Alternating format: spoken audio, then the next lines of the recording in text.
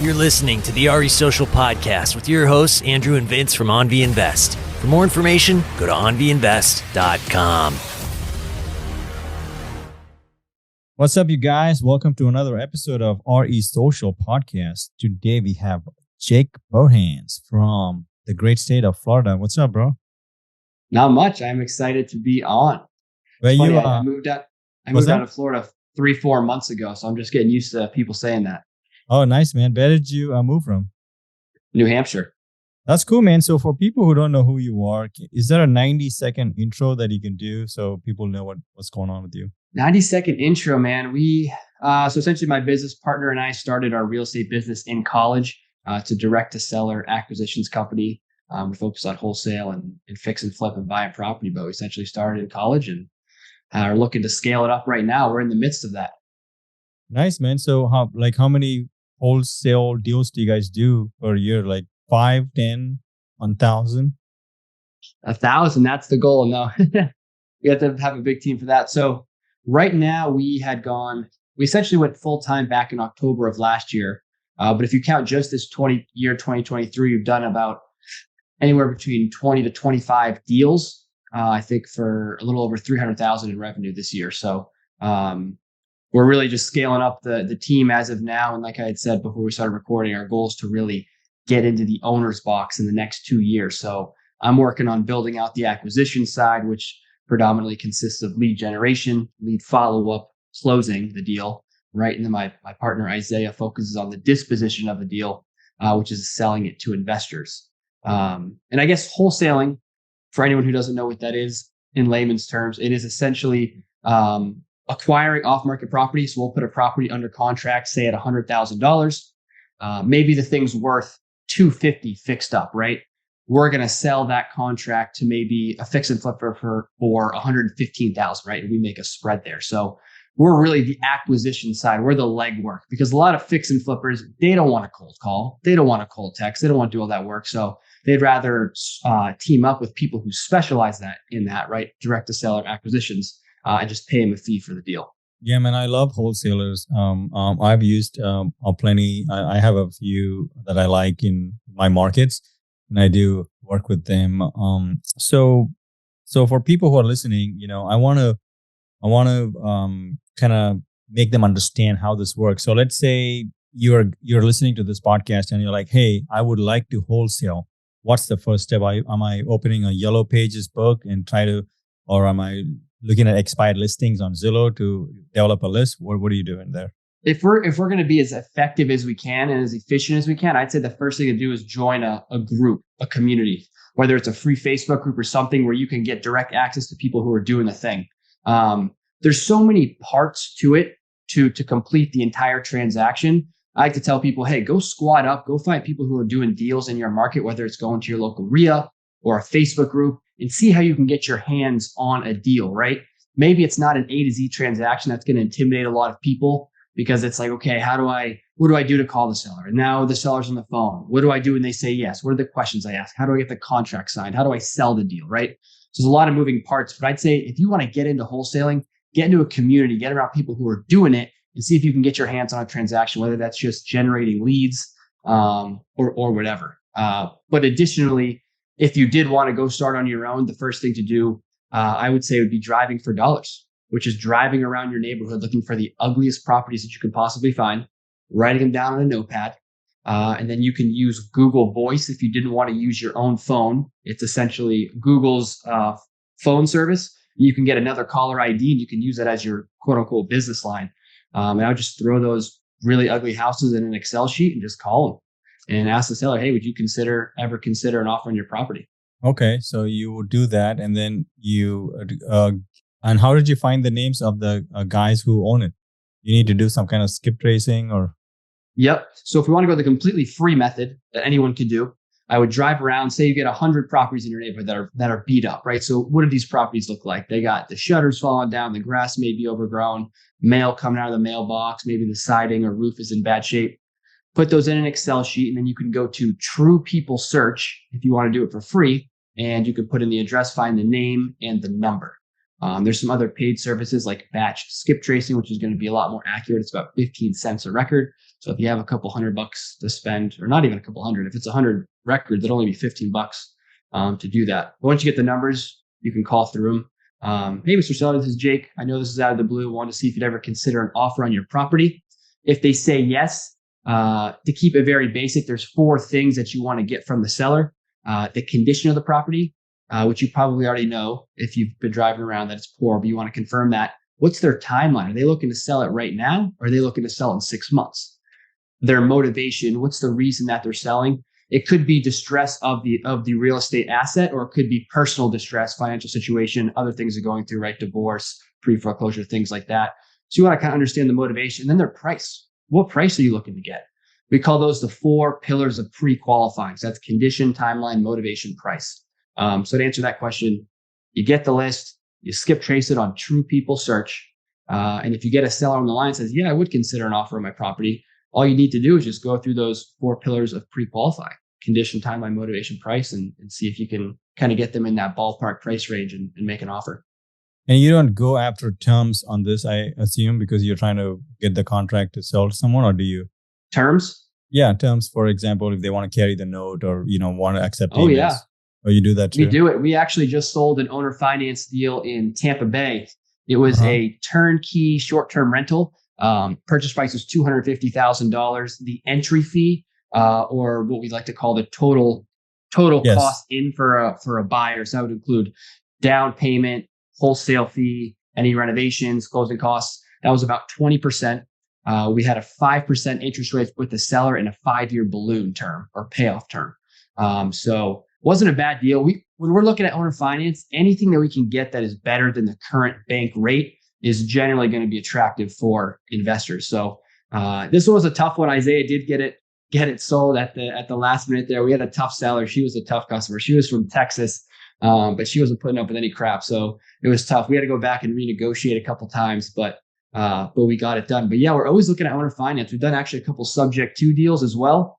We're dealing with one up in Maine right now. We sold one in Las Vegas and one in Philly so far. But those are tough, man. I mean,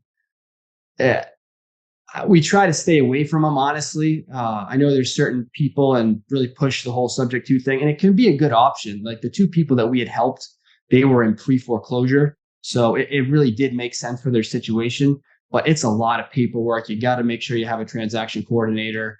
And in our experience, it's been the most work and the least money that we've made doing subject to. So good tool to have in your tool belt, but it can be a lot of work.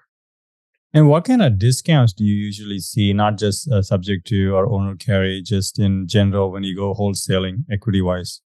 So equity-wise, you're going to be looking, typically you're buying these things about 60 cents on the dollar. So our basic formula that will follow for a cash deal is ARV times 75%, right? Minus repair, minus wholesale fee. And just to clarify, so why are we discounting it 25% right off the bat? That 25% is going to take into consideration investor profit, right? Because if we're selling to a flipper, we want to take that into account. So anywhere from 10 to 15% minimum usually. It's going to include 8% selling costs on the back end for the flippers. That's going to be 6% realtor costs, 2% closing costs. And then it's going to factor in roughly whatever the percentage is left, a few percentage for holding costs, right? Because typically flippers are using hard money. So those are predominantly all of your costs. And then you're going to subtract out what we think rehab is minus wholesale fee. So when you whittle that down, depending on the condition, you're anywhere from in the 60s, maybe in the 50s if it needs a ton of work. Okay, that's pretty good. So if investor is able to get a hold of it and there's no flipper involved, there's not a need to have a profit twice. So they could actually benefit a lot by going directly to you, right? Oh yeah, absolutely. So investors, a lot of times when we sell these deals, we'll put them out to our VIP buyers first. So I like to think of it as on the back end with our buyers. Every buyer has a food order, just like they're in a restaurant, right? So they got specific order. Okay, we know John's looking for under 1,000 square feet, 2-bed, 1-bath in the Tampa Bay area, right? So if we get a property in that area, we're going to dish it across John's plate. Well, we know Stacy is looking for above 1,500 square feet, only 3-2 houses in St. Pete's. We get something like that, it goes over to her. So connecting with wholesalers, whether myself or other people, is a great way to find off-market opportunities, because as well as I do, there's not much on the market for deals these days. So it's tough. Yeah, that's cool. How are the insurance, man? You guys are so close to the coast, right? So Is the insurance jacked up right now, or is it manageable? What's the deal? Yeah, I've talked to a few sellers. Now we're not dealing with it too much because we don't really own property down here. But in the sellers I've talked to, yeah, it is kind of an issue. Actually, a few sellers have been looking to sell for that reason. Their insurance has doubled, even tripled in some situations. So I'm not really sure the reason for that. I guess insurance companies are just pulling out because of the weather and things like that, hurricanes, and they don't want the risk. But it's pretty wild, honestly. Like insurance rates doubling and even tripling. That's crazy, Yeah, especially for people with rentals trying to cash flow. yeah, it kills the cash flow. We're having a lot of exodus and exit from California as well. A lot of the insurance companies have left, so we have less options, and it does go up the prices too. Yeah, man. Okay, so that's cool. California is just Yeah. crazy prices in general, though, isn't it? You're in SoCal, Yeah. right? Yeah, I'm in probably one of the most expensive markets in the world, probably. Yeah. Wild. I know people who are still getting it done out there. I know people who wholesale out there. Price points are crazy, but your spreads are probably much bigger, right? Because if you're dealing with, say, an average price of 800,000 or 700,000, 5% of 700,000 is much more than 5% of 300,000, obviously. So, has its advantages and disadvantages. Yes, it's more high risk, high reward kind of situation, and it's I don't do any wholesaling or buying and selling stuff. I'm purely a buy and hold investor. I raise capital for it, and then we just hold on to property. So what we've Yeah. seen is the appreciation wise, it does tend to go up more than other markets. But you have to, you always have to pay for something, right? So the payment here is you could have squatters who don't have to pay rent for up to a year. So if you have the capability to take on that kind of risk and not risk, or you have the cash to support those kind of stuff, eventually California, you would usually make more in terms of equity. And we've certainly seen that over the last few years. Yeah, that makes sense. So much more of a appreciation market than a cash flow market. Oh yeah, it's there's no cash flow. Even if you put 30% down, you got to put 50% down, and then have a very low cap rate, and then hope to get it on the back end in terms of appreciation, which is usually the game. Yeah. Well, that's really where you get a lot of your real wealth, though, is in equity gain, though. It's not really cash flow. I mean, people preach, financial freedom, live off the cash flow, but anyone who owns property knows you don't really live off the cash flow. You kind of got to keep that for reserves, because anything goes wrong. I mean, there's a year of cash flow, 2 years of cash flow, especially on those smaller properties. Yeah, man, that was actually a really good point that you mentioned. We'll get to your portfolio, because usually people who just do wholesaling or flips, they don't understand that. That's a good point that you made. So for guys who are listening, what he's talking about is, you don't really gain wealth from cash flow, right? So the way you gain wealth in real estate is to buying assets and holding on to it for a long time. And then you see the wealth in the back end. That's really where you see it. But I always tell people, in order not to be upside down or lose the property, which is it's possible, is you want to have a property that is self-sustaining, or you don't lose money on it, unless you're like, hey, bro, I make $500,000 a year. Losing $1,000 a month is nothing for me. Okay, that's a different game. That's fine. But what happens if you lose your job? Are you going to lose the property too? So, those kind of things you want to be aware of. So let's go back to you more. So you doing this wholesaling stuff, and you made a gross revenue of 300K, or is it net? Yeah, gross. I think just a little bit over that, but gross. Yeah, this year. That's cool, man. That's more really scaled it up, because the beginning of the year, like I was cold called at the beginning of the year. It's actually wild. Did you ever hear the saying, like, if you don't look back in a year and think that you were like an idiot, then you're not progressing fast enough? I look back a year ago, like, holy crap, like what was I doing a year ago? So much has happened, but really the thing that's propelled us to get there, and then our goal for the 2024 is $1 million for like the year 2024.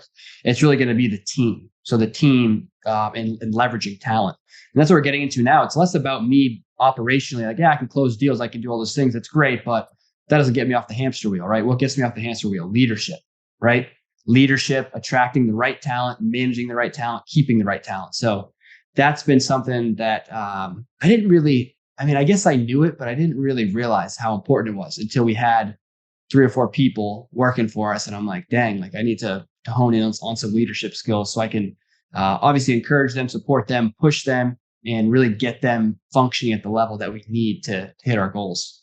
How did you figure out a way to you have the mindset to think about like a team? Because it took me a long time to actually get a VA or get somebody else working. I'm always like, oh, I should do it. I'm doing the CPA's work, the tax attorney's work, everything, bookkeeping.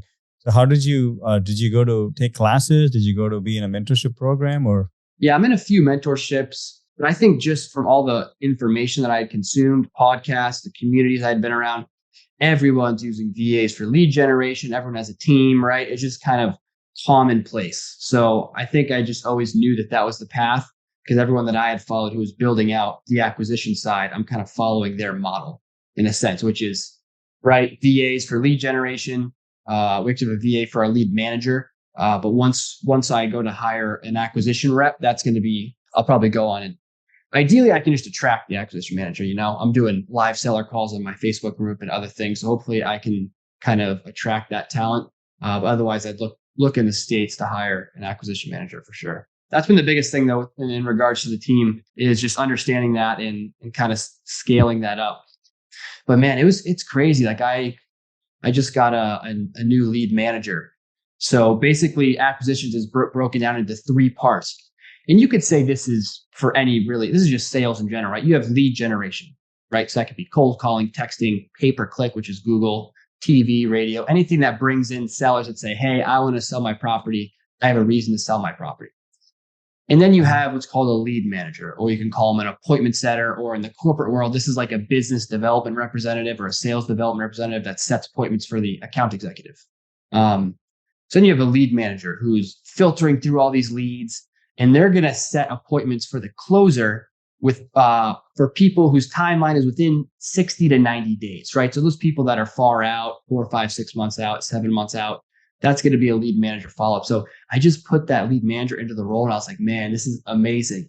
Like I don't have to sort through these new leads. Like I was thinking today, like I almost feel a little unproductive because I'm used to doing those tasks. But then I thought to myself, like, hey, I'm actually being more productive, right? I kind of fired myself from that whatever dollar an hour task it is. Right now I'm on to higher level or higher dollar per hour tasks. So when you're starting out building the business, you're wearing all the hats, right? I'm cold calling, which is a very low dollar per hour task. And slowly you fire yourself by hiring people so that you're doing only the highest income earning tasks, right? Which in the end is just being a manager or whatever it is. But hiring some of those key roles has been huge in getting those things off my plate. That's a good point, man. I always wanted to ask this to a lot of the entrepreneurs such as yourself. I think this will be very good for listeners to follow. I'll give you an example too for myself. So when you're transitioning from single party like you and then bringing on people while you're building the business, your cash flow is usually tight. Sometimes you would have to go negative to get those people to work for you while you make the money, right? So for example, for me, I am trying to do the same thing, but my cost to run the business is almost $55,000 a month, right? And I only bring in $55,000, $60,000 a month, right? Now, what happens if 2 tenants in California stop paying and then I have to replace a roof? I'm immediately negative 10 grand, right? So the way I'm able to run my business is because me and Drew, my other business partner, we make together like 250, 300 a year. So we're able to use that funds from our regular jobs. And he has a business music school and we're able to funnel that here so we can keep the company afloat. But so how would you tell people who don't have that, or do you have to take a loan to hire these people to improve your cash flow? When is the time to actually make that decision, right? That's why I'm still doing a lot of the stuff, not because I love doing accounting and bookkeeping, is because, I would have to pay for it out of my pocket. Mm-hmm. That's a really good point. I think, yeah, it's tough. I mean, it's relatively inexpensive to get started. I mean, we're running at about $10,000 a month in expenses. Okay. And I don't know what we're doing in terms of revenue, but I'd say we're operating at gotta be like at least a 4x return, right? So maybe we bring in 40,000 a month, right? If you average it out. So I think partially use of virtual assistants in the Philippines because you can pay them like under $10 an hour to do their tasks, right? And over there, it's like they're making like $30 an hour, right? So they're like feeding their whole family. It's like a freaking great win-win. And we're able to leverage someone so we can afford, right? But to answer your question, we just leverage credit cards. I mean, probably not the best financial advice, but we did leverage credit initially to get started because we were in college. I mean, we had money, but we had the money, honestly, to kind of get it started. But we're like, let's just leverage the credit anyways. So I think we had our first credit limit was like $10,000, and we were only operating like $1,000 or $2,000 a month to get one cold caller. If you were to go get a cold caller from the Philippines, you probably could spend like $1,000 a month on that. Then you got to pay for maybe a cold calling dialer and some data. You're all in for $2,000, $2,500 a month to get started. Once you scale it up, it'll be more. But yeah, I think leveraging credit, just because the monthly expenses weren't too much. As we look to scale this thing up, though, going further, I know that those expenses are going to shoot up pretty significantly. I know some of the top wholesalers and operators in the country they shoot for that 50% profit margin. But it seems like when you're scaling a business, right? Say you're only making $500,000 a year, you might be operating at like a 70% profit margin. Like your expenses might only be 30%, right? But say you have a $5 million business, you might be operating at like a 30% profit margin, right? But 30% of 5 million is much more than say 70% of 500,000, right? So as you look to scale this thing, your profit margin seems to get a little bit smaller, but that percentage in absolute terms is a greater number of money or a greater amount of money, if that makes sense. But to answer your question, it wasn't too expensive getting started. We leveraged some credit. So people could do that as long as they're responsible and understand the risks involved with that. Yeah, man, that's awesome. Jake, I don't know if you mentioned this earlier. Did you say that you took mentorships or lessons? Yeah. So we joined Sub 2, which is Pace Morby. I'm not sure if you're familiar with him. Yeah. We joined that a couple of years ago. That's phenomenal. Ton of content in there. Again, the biggest thing with that, I think, is the community, man. Like being a part of a community is so important. I recently started my own community, Optimize REI. It's just a Facebook group right now, but it's kind of my give back to the community. On Saturdays, I'm doing live role plays and me actually like live seller calls. I'll call the people's sellers, call my sellers for people who are like, hey, I've never called a seller, or I've never done a deal, or I'm trying to get my first deal or get started. I'm in there showing you how to do the thing. I'm not just sitting here preaching about it. Like I'm actually showing it. So whether it's Optimized or it's Sub 2, or you want to get in these different communities, like go join someplace, because entrepreneurship is not easy. It's not for the faint of heart. And I think one of the biggest obstacles people run into is, especially with their families, like their families, go get a real job, go do this, go do that, right? It can be very tough if you're not around other people with the mindset. You're going to get yanked right out of it and you're going to quit and you're not going to make it when you're facing those difficult times. I think the biggest first step for anyone looking to get into it or take it to the next level is getting around like-minded people, you know? Have you thought about investing in real estate and taking advantage of all of those benefits without any of the work? That is something that OnVinvest not only provides, but has been providing since its inception. With friends and family, we have built an empire and a system of a wealth generating tool that is giving us and our friends and family that leverage in their life to create true wealth. Go to onvinvest.com for more to see if you qualify. And thanks for listening. Yeah, man, that's a really good point. We have our own meetups here in Orange County. It's called Already Social, same name. We have one on Monday, and it's interesting. I've been doing it for a year or 2 years, I think now. Actually, it just started during the pandemic. Same with the podcast too. It's going on the same time. We spend about $15,000 to $20,000 a year running just my podcast, dinners, Wow. and having those meetups and stuff. And I mean, you could say that we really don't have any returns from it, right? But I mean, I have raised 6 figures from the people who come to the meetup, because they realized that, I mean, we're kind of like, just, this is like, how you have your Facebook group.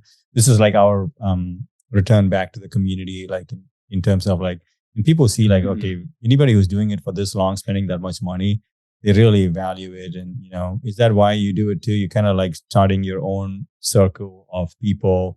And it's kind of nice to see that you can help other people buy their first property, second property too. 100%. You don't see that direct return, But I mean, it's just kind of universal laws, you give, you shall receive. That stuff comes back around. I'm a true believer in that. So I think it's just the right thing to do to be a good person, to give back. But also you build your brand and your credibility. You're the one leading these people. And I think a lot of people have imposter syndrome. And it's a big thing. Well, who am I to go start a community or be loud on social media or do the things? Like, I've only done 5 deals. Well, what about the person who's done 1 deal? Well, I've only done 1 deal. Like, who am I to tell my story? What about the people who haven't even done a deal? Right? Well, I've only made a few calls. Who am I to tell my story? Well, what about the people who haven't even made a call? Right? So not comparing yourself to other people who are at the end goal, whatever that is, which is just going to change once you get there. And just kind of sharing where you're at, right? Because if I waited where I'm at right now, we've done a handful of deals this year, right? If I waited to go on some podcast and get loud on social media, once we had a multi-million-dollar business, it's going to be tough to connect with someone who's making their first phone calls, right? I'm not even really going to remember that time too much. But by being loud about where I am in my current situation, I kind of catch those people, and hopefully they kind of grow with me as I go along my journey. Yeah, that's a good point. You never compare, as long as it's positive, it's good. But yeah, I mean, I always joke, like I see people on my social media and they're like, oh, join my mastermind. And they're like teaching how to do it. And I'm like, you have one house. Like, what is happening? Yeah. Like you have a house which is worth less than my toilet in one of my house. Like, it doesn't even make sense. But but they have like a lot of followers and people listen to them. And I'm just like, wow, that's crazy. They have a better game in social media. Yeah. Yeah, I think there's just certain limits to it, right? I mean, whatever. I'm not here to judge, but if you're charging for a mastermind, you've only done 1 deal, then I don't know who pays for that, but I guess people. or people just, listening to advice from people who don't have stuff. That's always fascinating to me too. It's like me giving you wholesaling advice and you're like, wait, how many wholesales have you done? Oh, 0. Oh, interesting. Like, but people are very happy to give advice on investment real estate. And I'm like, you have nothing. Yeah. It's easy to talk. And that's why I think it's important to show yourself kind of doing it or showing that you are doing it, right? I think the distinction there is sharing knowledge based upon what you've done, right? You have to have done something to be able to share it, right? Even if it's the most basic thing, you might be sharing very entry-level basic information, and that's fine. But not getting carried away with things that you really don't have experience in, I think is crucial, just for authenticity's sake. Yeah, that's true. And talking about, this podcast is mostly about entrepreneurship and financial freedom, using that, and real estate. Owning real estate is a big portion of it. So almost all of my guests have real estate. You don't have to, but it's a different perspective you do. So let's jump into that. So, you shared your entrepreneurship journey in terms of wholesaling. It's totally different. That's a different mindset, mentality. But you also own property. So how did that come about? Did you read like a specific book, or did you always know? Yeah. So it's funny enough, you were talking about Axel before. So we own those buildings with Axel. Okay. Those or 2 of them we own with Axel, 1 we don't, over in the seacoast of New Hampshire. So initially when we got started, we read Rich Dad Poor Dad. We're like, okay, let's go get rentals and have cash flow and be financially free. Right. So we're doing 3 things at once. We're trying to do multifamily, we're trying to be realtor, and we're trying to wholesale. Quickly realize we can't do that. Right. We got to focus on one thing. But ultimately came down to, the goal is let's build this wholesale business up. Let's have it be a cash machine, right? We're looking at this business as an asset in itself, a cash flowing asset. Going back to the point about it's tough to live off the cash flow of a multifamily. Well, it's not tough to live off the cash flow of a wholesale business if you build it right? It can kick off some pretty serious cash flow. So if we can build up that business, automate it, right? Get into the owner's box where I'm not in the day-to-day, right? Someone else is growing it and running it, right? I think the true test of, do you actually own a business? Because right now I don't own a business. I don't tell people that. I say I run a business, right? Because all I've done is created a job for myself. I'm not a business owner yet. I'm a business owner when I can go away for 6 months, come back, and the company is doing better, not even maintaining, but doing better than when I left it, right? Maybe they were doing $1 million in that year. I come back a year later, they're doing 1.5 million, right? So that's a true test of, you got a business that's growing on its own. It's an asset. So the goal is to take that cash flow and then go buy more multifamily. But to answer your question, we initially acquired those multis back in college or right after we graduated, and we were doing a bunch of different things at once. we've essentially put the buy and hold on ice until we can build this business. And then we're going to take this cash flow and start going and doing direct to seller multifamily acquisitions and really building that up. Yeah, that's a really good point, man. Okay, so you for people who don't know, Axel Ragnarsson, go check him him out. He runs the multifamily wealth dude, podcast. That guy's so smart. Yeah, that guy is super smart. He's smart. He's super nice guy, super intelligent. He has one of the top podcasts, I think, as well. In real estate, the multifamily wealth podcast. So yeah, it's super cool. Anyhow, so that's so you got in touch with him. You went to school with him, and then you kind of figured out, okay, we could just buy stuff together and gain equity, and that's your journey with that. With exactly. Okay. So my business partner Isaiah was actually kind of his mentee way before me for like a few years, and then I kind of got introduced to Axel through Isaiah. But yeah, that was our journey initially. That was like we were just kind of first getting started. We're like, because we had always been about squatting up, what I call squatting up, right? We're like, we don't need money. We got all the time. We're in college. We got the knowledge. We got some knowledge, enough knowledge to go find deals and talk to sellers. So we went and found deals and brought them to people like Axel who had money, and we're able to get in on deals that way. Yeah. Jake, you were saying earlier that, you're not an owner. You're still an owner. You're just an owner operator, just like myself and most people. You want to get into more owner where you don't really do a lot of the day-to-days. Yeah. So, but you're still an owner, bro. I agree. All right. Yeah. I'll accept it. Nice. So are you planning to grow more in terms of buying more assets with Axel or by yourself, or because you have access to so many deals, you can pick off the top deals and keep them for yourself, right? Yeah, you can. You definitely can. And we're probably missing out on some deals, but it's really just staying laser focused right now. We are just laser focused all of our time and effort, because as soon as you start to bring on properties, it's a whole nother component. Right now, we got to manage it, right? And yes, we get property managers, but then you got to manage the property managers, meet with them every 2-3 weeks. It's a whole nother skill set, right?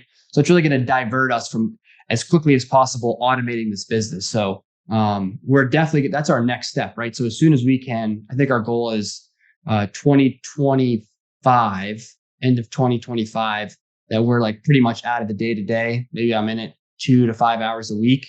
And at that point, all the money we're getting, because you got to think about too, how much taxes are we going to be paying as well? This is actually an interesting point. Have you ever heard the stat that 90% of all millionaires do so through real estate? Yes. Yeah, of course. I was listening to a guy named Jerry Norton the other week, and he was like, I think that's kind of a misconception, because this is what happens. Why do all those people have real estate? It's not that they became a millionaire through real estate. It's that they are millionaires and they have real estate. Why is that?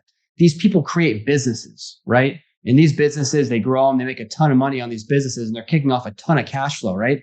So say you're making $500,000 a year, 600, whatever you're making.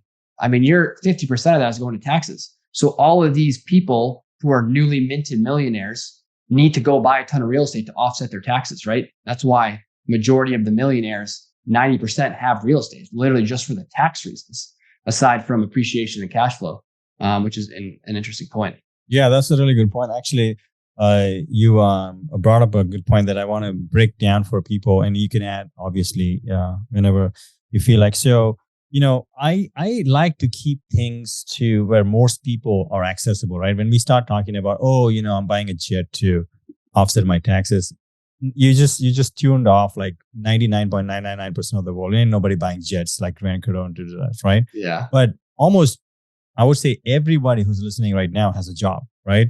And let's say you make $100,000 as a job, right? Now, if you own real estate, you can write off up to $25,000 of your spilling loss from your real estate into your day job, right? So if I make 100 grand, I can take 25 grand from my real estate and then just wipe it off, right? So the top 25% will save me almost $10,000 in taxable, just actually money back to me, right? Now you can do more creative things like what Jake was talking about. Like, let's say you own a short-term rental. Like, we do own short-term rentals. What you could do is you could buy $1 million property. Let's say you put $200,000 down, you raise that money, and then you can do a cost seg study on it and get up to $200,000 in write-off, right? So now you can, let's say you own 50% of it. Now you have $100,000 write-off that you can offset if it's a short-term rental, average days is 7 days or less, you can take that against any other active income that you have. So you don't have to make $500,000-$600,000 for this to be, beneficial. That's why when people say, oh, rich people, they get all the tax breaks. No, the tax breaks don't have written in them saying that rich people get tax break. It just says one thing: you get tax breaks if you do certain things. Rich people just have the capacity to do those, but you don't have to have money to do those. I don't have millions of dollars in cash, right? But I take the same tax benefits what rich people do, right? So that's very interesting. Do you have anything to add? I think it's an interesting point in terms of taxes. It's like, why is it? I don't know. Some people complain about rich don't pay any taxes. It's kind of like a hate the game, don't hate the player. It's like, this is in the tax code. People just learn about it and take advantage. Anyone can take advantage of it, right? Yeah. And more specifically, why is the tax code written that way, right? The tax code is written in this, and I'm not an accountant, obviously, but is written in a specific way to incentivize certain behaviors, right? Government, not a great steward of housing, right? You look at the projects or any government-run housing, it's not great, right? They'd rather have the private sector do that. So that's why they incentivize private sector through write-offs to own real estate, because they know that we're going to handle it better. So that's why a lot of people in real estate and in the real estate business don't pay a lot of taxes, because there's just a lot of incentives in the IRS code. Yeah, it's, I'm a big believer of Americans or any country people are listening to having ownership equity in things, right? Because if you have ownership in things, you're just going to be more incentivized to make it work, right? You're doing a project, the government doesn't own it, or the people who are working there doesn't own it, so they don't care, right? But if you own those buildings, you're going to care a lot, right? So the way the tax is written the code is written is like, if you're going to stimulate the economy, if you're going to create jobs, if you're going to have like sustainable electricity or whatever, right? The government will give you breaks on it, because they want to incentivize those behaviors. Because, okay, sure, Elon Musk doesn't pay taxes, but Elon Musk created so many jobs and his value to the world is so high. He's literally the richest person in the world, like literally, like he's $250 billion, right? But people are like, oh, he should be paying more taxes. Why? Why should he pay any tax? He's done more for society than you ever will, right? It doesn't make sense. Yeah. Yeah, people don't really understand that. It's an interesting point though, because what is the purpose of taxes? Yeah. It's money to go help the community, right? Or help the add value to roads and things like that. But if you're just going to go out and create a ton of value anyways, what difference doesn't matter? It's like, why would you even want Elon Musk to pay taxes? I'd rather him just keep his money and go keep making rocket ships to Mars, Yeah, be a lot better spent. Point. I never thought of it like that. So you're saying that people who have so much value, they're contributing to society in such a high level. You're talking about little things like pay 10% taxes. Like, it doesn't even matter. You're creating so many jobs, right? 100%. It's like, and okay, they pay those taxes. Okay, then who's managing that money? The government, the local government? Are they really putting the money to good use? That goes down a whole other rabbit hole, right? But if the person truly is creating a lot of jobs and opportunities, I could argue, or one could argue, that they're better just not paying the taxes, because they're going to use that tax money and it's going to benefit the economy more, right? Just by what they're doing. Interesting thing. Yeah. I think, people get caught up on the percent, how much they pay. I think Elon Musk said that he's the highest taxpayer in the history of the United States or something. Like, that's how much taxes he still pays. They're just saying that he has to pay more. I'm like, why? He's paying more than you. Right? It's crazy. That is wild. Yeah. Awesome, man. Anything else, man, that we missed on, like, or we should touch on? No, I think that's it. I mean, I appreciate you having me on. And if anyone wants to connect, you can feel free to shoot me a DM on Instagram, Jake_Burhans. I am happy to answer any question you have about direct to seller acquisitions. That's really my forte. So if you're either looking for deals or you want to start doing it yourself, there's a link in my Instagram bio for our Facebook group. You can get in there and kind of get on the know-how, how to talk to sellers, how to do all the things. I'm trying to put as much value as we can in there.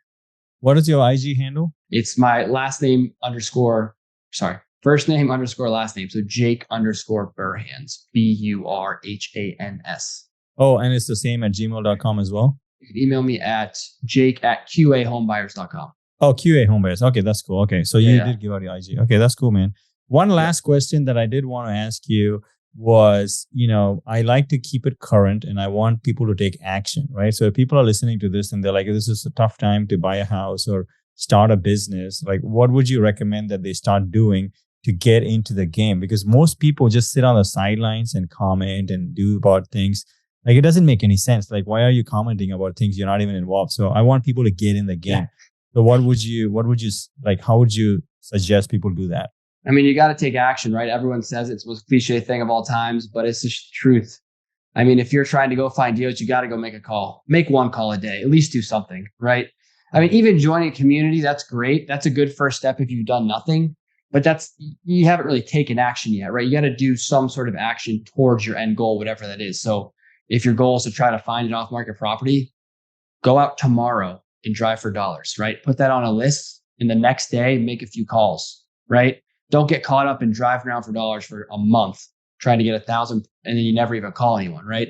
So I think taking action every single day is super, super important. And you start to stack those wins and build momentum and build confidence, right?